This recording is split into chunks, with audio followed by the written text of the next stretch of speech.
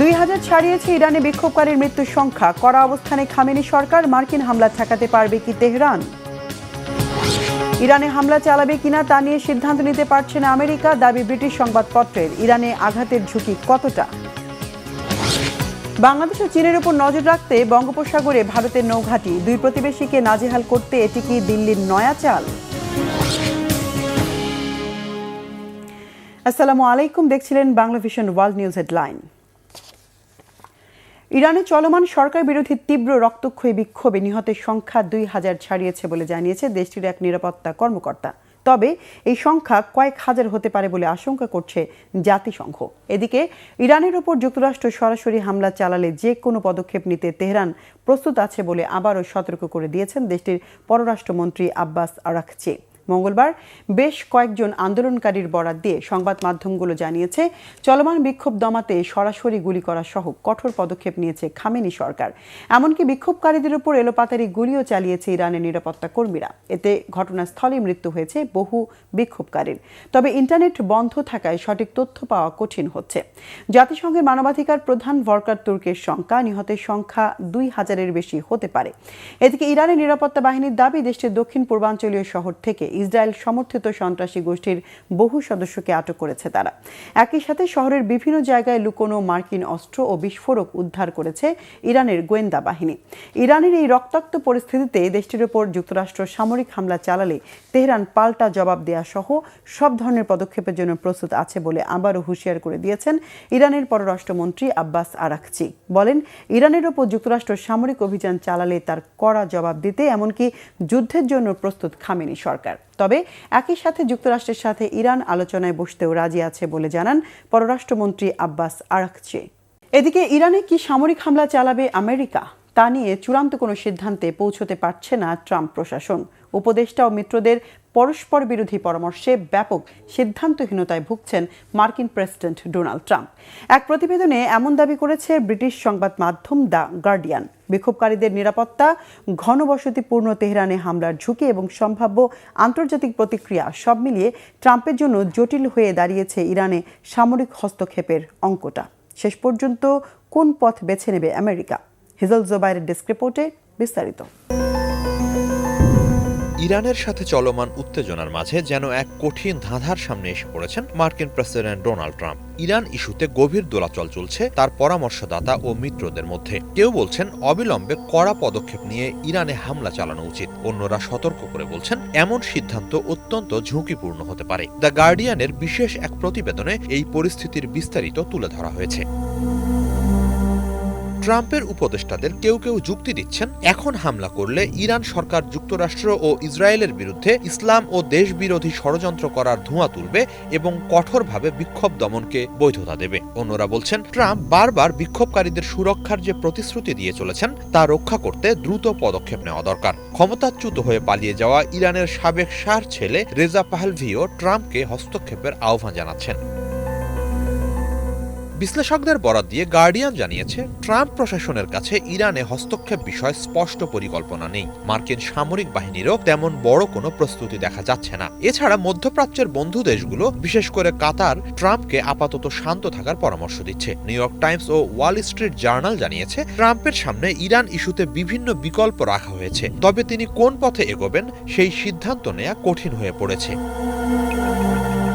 গার্ডিয়ানের প্রতিবেদন বলছে, তেহরানের ঘনবসতিপূর্ণ পরিবেশে বিমান হামলা চালানো অত্যন্ত জটিল। শহরটিতে প্রায় 1,20,00,000 মানুষ বসবাস করে। গত জুনের হামলায় বেসামরিক প্রাণহানি ছিল অনেক বেশি। অন্যদিকে বর্তমানে ইরান সরকারের উচ্চপদস্থ নেতা, বিপ্লবী গার্ডের বড় কর্মকর্তা বা সর্বোচ্চ নেতা আয়াতুল্লাহ আলী খামেনিকে নিশানা করা অনেক কঠিন, কারণ তারা নিরাপত্তা ব্যবস্থা অনেক শক্ত করেছে। তবে দক্ষিণ তেহরানে বিপ্লবী গার্ড বাহিনীর কিছু ঘাঁটি ও পুলিশের ব্যারাকে হামলার সুযোগ তুলনামূলক বেশি। বিশ্লেষকরা সতর্ক করছেন, এখন ইরানে যুক্তরাষ্ট্রের হামলা উল্টো ফলও দিতে পারে। বিদেশি হস্তক্ষেপ ইরান সরকারের অভ্যন্তরীণ বিভেদ মুছে দিয়ে তাদের নতুন করে ঐক্যবদ্ধ করে তুলতে পারে। গত জুনেও যখন ইসরায়েলি মার্কিন হামলা হয়, তখন সাধারণ মানুষের মধ্যে সাময়িকভাবে জাতীয়তাবোধ জেগে উঠেছিল। কোনো বিশেষজ্ঞ বলছেন ট্রাম্প প্রশাসন ইউক্রেন, গাজা বা ভেনেজুয়েলায় শান্তি ফেরাতে ব্যর্থ হয়েছে, ফলে ইরানের ক্ষেত্রে শান্তি ফেরাতে পারবে সে আশা করা মুশকিল। ব্রিটিশ সাবেক রাষ্ট্রদূত রব ম্যাকায়ারও সতর্ক করে বলেছেন, মার্কিন পদক্ষেপ হয়তো প্রত্যাশা মতো কাজ করবে না। তার মতে ট্রাম্পের কথা ও কাজের মধ্যে একটা বড় ফাঁক তৈরি হতে যাচ্ছে।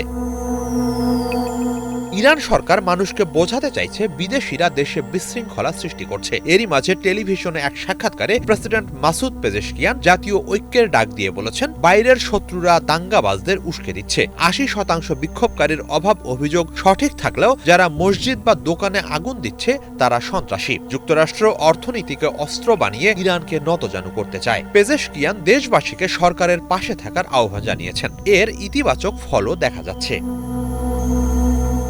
সব মিলিয়ে ট্রাম্পের হাতে এখন ইরানে হস্তক্ষেপের সুনির্দিষ্ট এবং ফলপ্রসূ সমীকরণ নেই। একদিকে বিশ্ব রাজনীতির চাপ, অন্যদিকে ভেতরের দ্বিধা। এই অচল পরিস্থিতি তাকে প্রতিনিয়ত ঝুঁকিপূর্ণ সিদ্ধান্তের দিকে ঠেলে দিচ্ছে। ইসরায়েল সহ অনেক পক্ষ বড়সড় হামলা চাইলেও যুক্তরাষ্ট্রের সঠিক কৌশল এখনো অনির্ধারিত। হিজল জুবায়ের, বাংলা ভিশন। বিক্ষোভকারীদের পাশাপাশি ইরানের রাজপথ দখল করেছে দেশটির সরকার সমর্থকরাও। রাজধানী তেহরান সহ বিভিন্ন প্রদেশে সরকারপন্থী লাখো নাগরিক রাস্তায় নেমে বিক্ষোভ সমাবেশ করেছে। বিশাল এই সরকারপন্থী সমাবেশে যোগ দেন দেশটির president Masoud Pezeshkian. Mir Fazal রাব্বির ডেস্ক রিপোর্ট। ইরানের রাজপথ যখন টালমাটাল বিদ্রোহের স্লোগানে, ঠিক তখনই দৃশ্যপটে এক অভাবনীয় মোড়। পশ্চিমা গোয়েন্দা সংস্থাগুলো যখন ইরানের পতনের ক্ষণ গুনছিল, ঠিক সেই মুহূর্তে খামেনির এক ডাকে পাল্টে গেল সব হিসাব। বিশাল জনসমুদ্র যেন দুর্ভেদ্য প্রাচীর হয়ে দাঁড়ালো ইসলামী বিপ্লবের রক্ষায়। ইরানের রাজধানী তেহরান সহ বিভিন্ন প্রদেশে সরকারপন্থী লক্ষাধিক মানুষ রাস্তায় নেমে বিক্ষোভ ও সমাবেশ করেছে। ১২ জানুয়ারি স্থানীয় সময় দুপুর ২টা থেকে তেহরান সহ অধিকাংশ প্রদেশে সমাবেশ শুরু হয়। সংবাদ মাধ্যম দ্য গার্ডিয়ানের এক প্রতিবেদনে বলা হয়, সমাবেশ থেকে ইসলামী প্রজাতন্ত্রের প্রতি অটল সমর্থনের বার্তা দেওয়া হয়েছে। ইরানের রাষ্ট্রীয় টেলিভিশনে প্রচারিত ছবিতে রাজধানীর এনকেলাব স্কোয়ারের দিকে জনস্রোত এগিয়ে যেতে দেখা যায়। সমাবেশে অংশ নেওয়া বিক্ষোভকারীরা আমেরিকার মৃত্যু ও ইসরায়েলের মৃত্যু স্লোগান দেন। পাশাপাশি অনেককে আল্লাহর শত্রুদের মৃত্যু হোক বলেও স্লোগান দিতে শোনা যায়। এই কর্মসূচিকে জাতীয় প্রতিরোধ মিছিল হিসেবে আখ্যা দিয়েছে কর্তৃপক্ষ। বিশাল এই সরকারপন্থী সমাবেশে যোগ দেন দেশটির প্রেসিডেন্ট মাসুদ পেজেশকিয়ান। পেজেশকিয়ানকে মিছিলরত মানুষের সঙ্গে হাঁটতে এবং জাতীয় পতাকা হাতে থাকা নাগরিকদের সঙ্গে শুভেচ্ছা বিনিময় করতে দেখা যায়। টানা সহিংস বিক্ষোভ ও অর্থনৈতিক অস্থিরতার প্রেক্ষাপটে আয়োজিত এই বিক্ষোভকে সংকট কাটিয়ে ওঠার জন্য ইতিবাচক পদক্ষেপ হিসেবে দেখছেন অনেকে। মার্কিন যুক্তরাষ্ট্র যেসব আলোচনার কথা বলে তার সবই আসলে প্রতারণা। তারা কেবল ইরানকে অনিরাপদ এবং বিভক্ত করতে চায়, ঠিক যেমনটি তারা সিরিয়া এবং ইরাকে করেছিল। ইরানের সর্বোচ্চ নেতা আয়াতুল্লাহ আলী খামেনি দেশজুড়ে হওয়া সরকারপন্থী মিছিলে অংশ নেওয়া মানুষদের অভিনন্দন জানিয়েছেন। তিনি বলেছেন, এই মিছিল ছিল যুক্তরাষ্ট্রের জন্য একটি স্পষ্ট সতর্কবার্তা। তার মতে, দেশের ভেতরের বিশ্বাসঘাতক দালালদের দিয়ে বিদেশি শত্রুরা তাদের পরিকল্পনা বাস্তবায়ন করতে চেয়েছিল, কিন্তু সরকারপন্থী এই মিছিল সেই পরিকল্পনাকে ব্যর্থ করে দিয়েছে। বিশ্লেষকদের অনেকে মনে করছেন, সরকারপন্থী এই মিছিল ইরানের বর্তমান শাসক গোষ্ঠীর জন্য রাজনৈতিক ঢাল হয়ে দাঁড়িয়েছে। টানা বিক্ষোভ চলতে থাকলে অনেক সময় পুলিশ বা নিরাপত্তা বাহিনীর সদস্যদের মধ্যেও দ্বিধা বা ক্লান্তি তৈরি হতে পারে। যখন রাস্তায় লাখ লাখ মানুষ সরকারের সমর্থনে নামে, তখন নিরাপত্তা বাহিনী মনে করে তাদের পেছনে জনগণের সমর্থন আছে। এটি তাদের কঠোরভাবে বিক্ষোভ দমনে মানসিকভাবে উৎসাহিত করে। যুক্তরাষ্ট্রের অনেক নীতি নির্ধারক বিশ্বাস করেন যে ইরানের সরকার জনবিচ্ছিন্ন এবং প্রবল চাপের মুখে এটি ভেঙে পড়তে বাধ্য।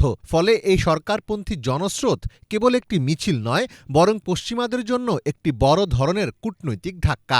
ইরানের দেয়ালে যখন ভাঙনের সুর শোনা যাচ্ছিল, ঠিক তখনই রাজপথের এই বিশাল উপস্থিতি সেই ফাটলগুলোকেই যেন সাময়িকভাবে হলেও ঢেকে দিল। মীর ফজলে রাব্বি, বাংলা ভিশন। ইরানের সাথে ব্যবসা বাণিজ্য করলেই 25% শুল্ক আরোপ করবে যুক্তরাষ্ট্র। মার্কিন প্রেসিডেন্ট ডোনাল্ড ট্রাম্পের এমন ঘোষণায় চাপের মুখে পড়েছে চীন, তুরস্ক, ইউএই ও ইরাক সহ ইরানের ঘনিষ্ঠ বাণিজ্য অংশীদাররা। ফলে ইরান ইস্যুকে ঘিরে আবারও মন্দার মুখে পড়তে পারে বিশ্ব অর্থনীতি। কি করবে চীন, তুরস্ক সহ ইরানের বাণিজ্য অংশীদাররা? মোর্শেদ আলমের ডেস্ক রিপোর্ট। ইরানকে ঘিরে উত্তেজনার মধ্যেই বৈশ্বিক বাণিজ্যে বড় ধাক্কার ঘোষণা দিলেন মার্কিন প্রেসিডেন্ট ডোনাল্ড ট্রাম্প। ইসলামী প্রজাতন্ত্র ইরানের সঙ্গে বাণিজ্য সম্পর্ক থাকা যে কোনো দেশকে এখন থেকে যুক্তরাষ্ট্রের সঙ্গে তাদের সব ধরনের বাণিজ্যের উপর 25% শুল্ক দিতে হবে। সিদ্ধান্তটি অবিলম্বে কার্যকর এবং চূড়ান্ত বলে ঘোষণা দিয়েছেন ট্রাম্প। ট্রুথ সোশ্যালে দেওয়া পোস্টে ট্রাম্প লেখেন, ইরানের সঙ্গে বাণিজ্য করলেই 25% শুল্ক, কোনো ধরনের ছাড় নেই। বিশ্লেষকদের মতে এই ঘোষণা শুধু ইরানকে ঘিরেই নয়, বরং বৈশ্বিক শক্তির ভারসাম্যেও বড় পরিবর্তন আনতে পারে। অর্থনৈতিক তথ্য ভান্ডার ট্রেডিং ইকোনমিক্স বলছে, চীন, তুরস্ক, সংযুক্ত আরব আমিরাত ও ইরাক এই 4 দেশই ইরানের প্রধান বাণিজ্য অংশীদার। ফলে নতুন শুল্ক নীতির অভিঘাত সরাসরি পড়তে পারে এশিয়া ও মধ্যপ্রাচ্যের বাণিজ্য পথে। এরই মধ্যে ট্রাম্প ইরানের বিরুদ্ধে সামরিক পদক্ষেপের হুমকিও দিয়েছেন। 11 জানুয়ারি দেওয়া সেই হুমকির পরদিনই এলো নতুন শুল্ক আরোপের ঘোষণা। হোয়াইট হাউসের প্রেস সচিব ক্যারোলিন লেভিট বলেছেন, ইরানকে ঠেকাতে যে কোনো বিকল্প, এমনকি বিমান হামলাও আলোচনায় রয়েছে। দুই পক্ষের মধ্যে কূটনৈতিক উত্তেজনা এখন সামরিক ও অর্থনৈতিক দুই ফ্রন্টেই সমান্তরালভাবে বাড়ছে। ইরানের পররাষ্ট্রমন্ত্রী আব্বাস আরাগচি দাবি করেছেন, বিক্ষোভের পরিস্থিতি পুরোপুরি নিয়ন্ত্রণে এসেছে। তিনি বলছেন, ইরান যুদ্ধ চায় না, তবে যে কোনো পরিস্থিতির জন্যই প্রস্তুত রয়েছে। একই সঙ্গে সংলাপের দরজাও খোলা রেখেছে তেহরান। বিশ্লেষকদের মতে, ট্রাম্প প্রশাসনের নতুন চাপ বৈশ্বিক ভূরাজনীতিতে নতুন এক অনিশ্চয়তা তৈরি করেছে। ইরানের সঙ্গে ঘনিষ্ঠ বাণিজ্য সম্পর্ক থাকা দেশগুলোর জন্য এখন বড় প্রশ্ন, যুক্তরাষ্ট্রের বাজার ধরে রাখতে তারা ইরানের সঙ্গে সম্পর্ক পুনর্বিবেচনা করবে নাকি নতুন এক অর্থনৈতিক সংঘাতের ঝুঁকি নেবে। মোর্শেদ আলম, বাংলা ভিশন। বাংলাদেশ ও চীনের সামুদ্রিক কার্যক্রমের উপর নজরদারি আরও জোরালো করতে বঙ্গোপসাগরে নতুন সামরিক তৎপরতা শুরু করেছে ভারতীয় নৌবাহিনী। এর অংশ হিসেবে পশ্চিমবঙ্গের হলদিয়া নদীতে একটি নৌঘাঁটি স্থাপনের সিদ্ধান্ত নিয়েছে দিল্লি, যেখানে থাকবে যুদ্ধজাহাজ সহ আধুনিক অস্ত্র। দুই প্রতিবেশীকে ঘায়েল করতে এটি কি ভারতের নতুন কোনো ষড়যন্ত্র? হিজল জোবারের আরেকটি ডেস্ক রিপোর্ট। দক্ষিণ এশিয়ার ভূরাজনীতিতে যোগ হচ্ছে নতুন মাত্রা। এবার পশ্চিমবঙ্গের হলদিয়া নদীতে একটি নতুন নৌঘাঁটি স্থাপনের সিদ্ধান্ত নিয়েছে ভারতীয় নৌবাহিনী। এই পদক্ষেপের মূল উদ্দেশ্য বাংলাদেশের এবং চীনের ক্রমবর্ধমান সামুদ্রিক কার্যক্রমের ওপর নজরদারি জোরদার করা। ভারতীয় সংবাদ মাধ্যম ইন্ডিয়া টুডে জানিয়েছে, বঙ্গোপসাগর অঞ্চলে ক্রমবর্ধমান চীনা নৌতৎপরতা এবং বাংলাদেশ ও পাকিস্তানকে ঘিরে পরিবর্তনশীল আঞ্চলিক নিরাপত্তা পরিস্থিতির প্রেক্ষাপটে এই সিদ্ধান্ত নিয়েছে ভারত। ভারতীয় বিশ্লেষকরা বলছেন, আঞ্চলিক নিরাপত্তার ভারসাম্য রক্ষা এবং বঙ্গোপসাগরে ভারতের উপস্থিতি শক্তিশালী করার জন্য এটি অত্যন্ত গুরুত্বপূর্ণ। ভারতের প্রতিরক্ষা মন্ত্রণালয়ের বরাতে ইন্ডিয়া টুডে জানিয়েছে, এই নৌঘাঁটি পূর্ণাঙ্গ কমান্ড সেন্টার নয়, এটি একটি ডিটাচমেন্ট হিসেবে কাজ করবে, যেখানে ছোট যুদ্ধজাহাজ মোতায়েন করা হবে। প্রাথমিকভাবে আনুমানিক 100 জন কর্মকর্তা ও নাবিক এই ঘাঁটিতে দায়িত্ব পালন করবেন। এখানে বড় অস্ত্র ও প্রযুক্তি স্বল্প মাত্রায় থাকলেও নজরদারি এবং দ্রুত প্রতিক্রিয়া জানানোর মতো পর্যাপ্ত সক্ষমতা থাকবে।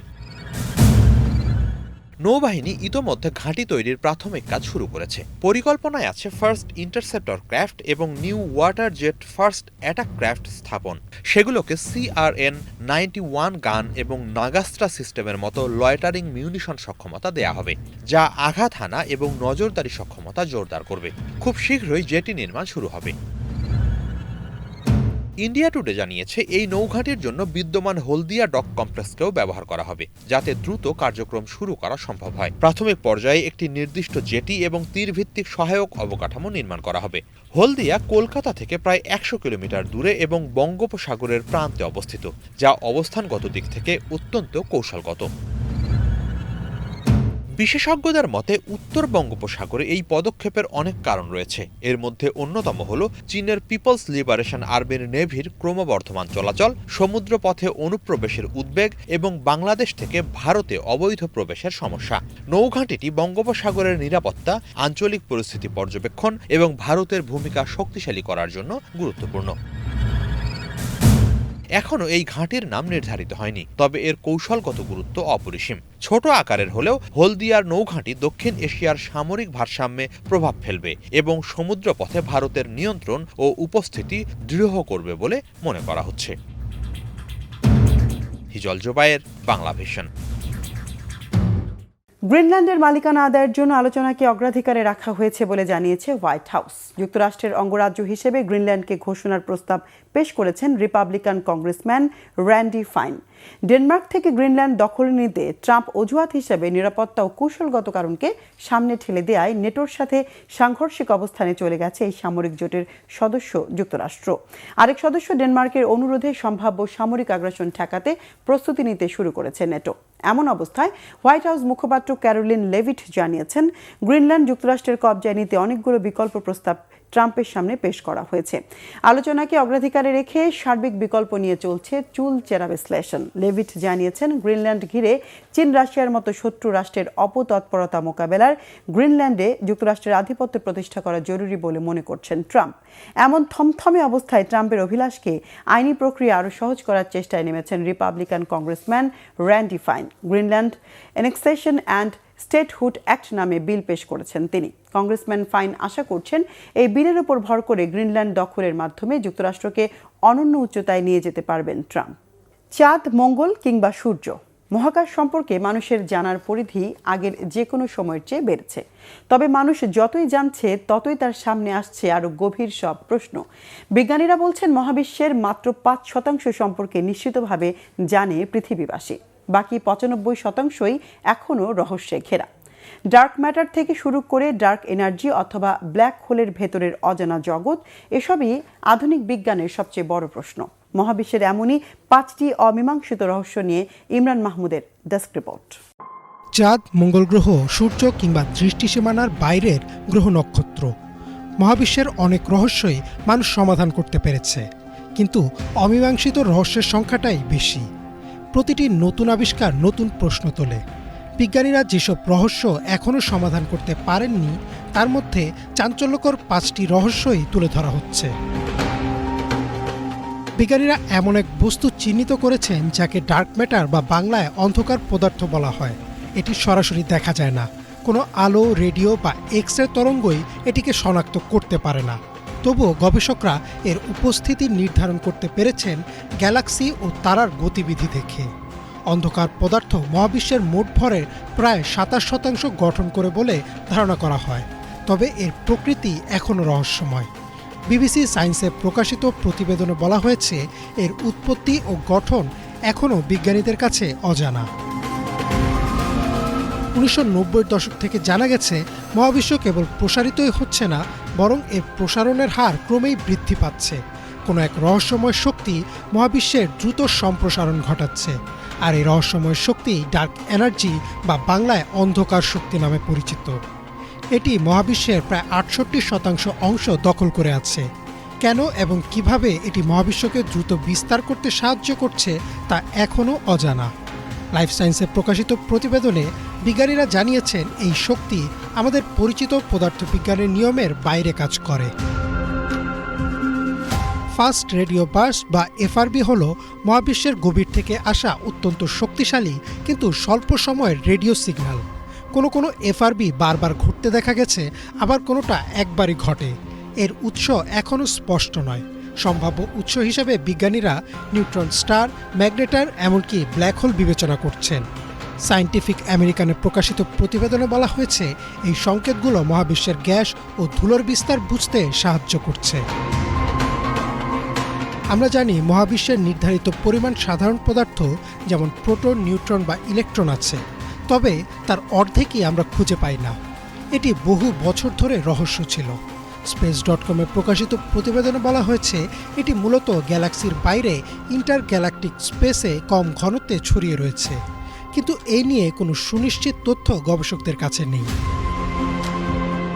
ব্ল্যাক হোল এমন একটি বস্তু যার মধ্যাকর্ষণ এত শক্তিশালী যে ভেতর থেকে আলো বের হতে পারে না।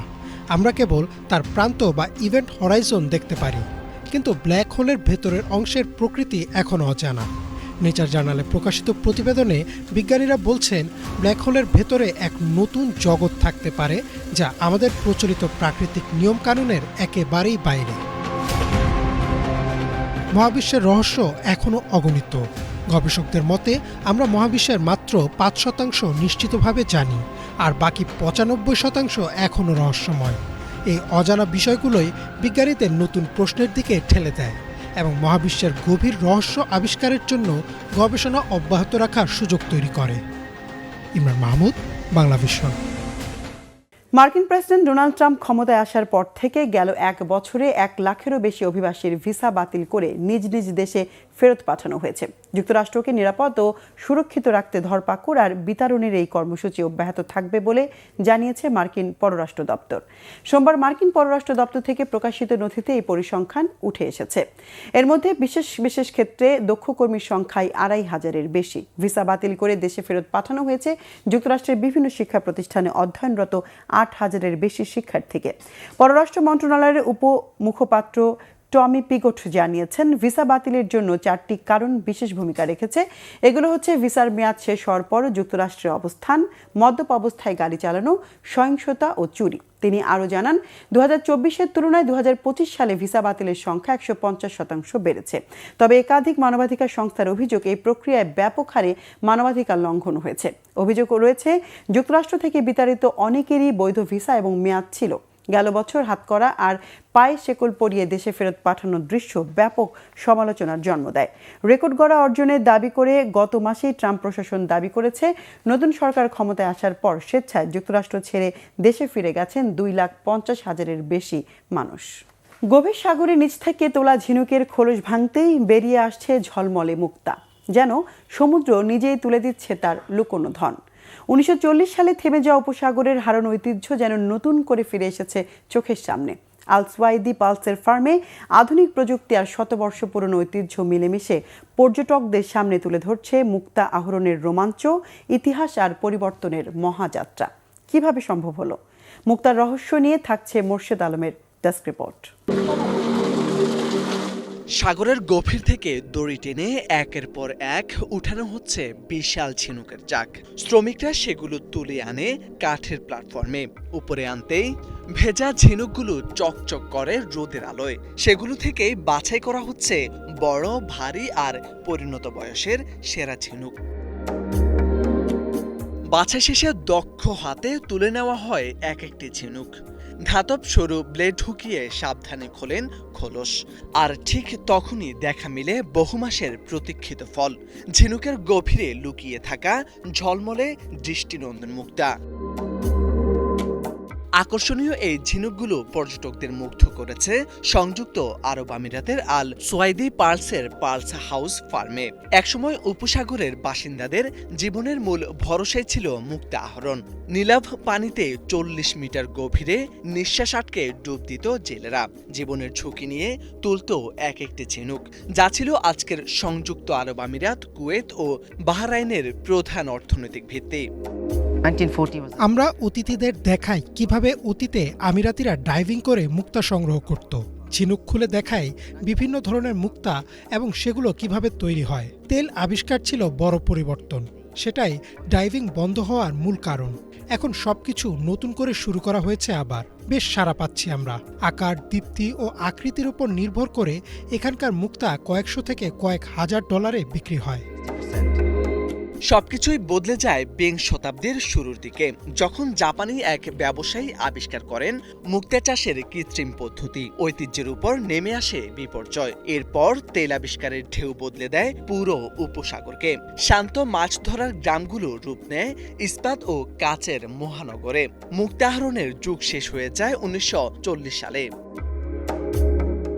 ফার্মের অন্যতম কাকিউদ্দিন জানান, মুক্তা আহরণের সেই প্রাচীন সংস্কৃতি নতুন প্রযুক্তিতে ফিরে এসেছে। ঝিনুকের ভেতর সিরামিক বল প্রবেশ করিয়ে তাকে উদ্দীপিত করা হয় মুক্তা গঠনের জন্য। নেকটের রেশমি স্তর ধীরে ধীরে জড়িয়ে তৈরি হয় গোলাকার ঝলমলে মুক্তা। প্রাকৃতিক মুক্তা এখনো বিরল। চাষ করা মুক্তা সহজলভ্য, দামও তুলনামূলক কম। এক একটি বিক্রি হয় কয়েকশো থেকে কয়েক হাজার ডলারের মধ্যে। উপসাগরের গভীরে হারিয়ে যাওয়া জীবনযাত্রা ও ঐতিহ্য এখনো পর্যটকদের সামনে নতুন আলোয় ফিরে এসেছে। সেখানকার মুক্তা শুধু অলংকার নয়, বরং ওই অঞ্চলকে রূপান্তরিত করা ইতিহাসের ঝকমকে সাক্ষ্য বলে জানিয়েছেন সংশ্লিষ্টরা। মোরশেদ আলম, বাংলা ভিশন। দর্শক, এ ছিল আজকের মতো। সাথে থাকায় ধন্যবাদ।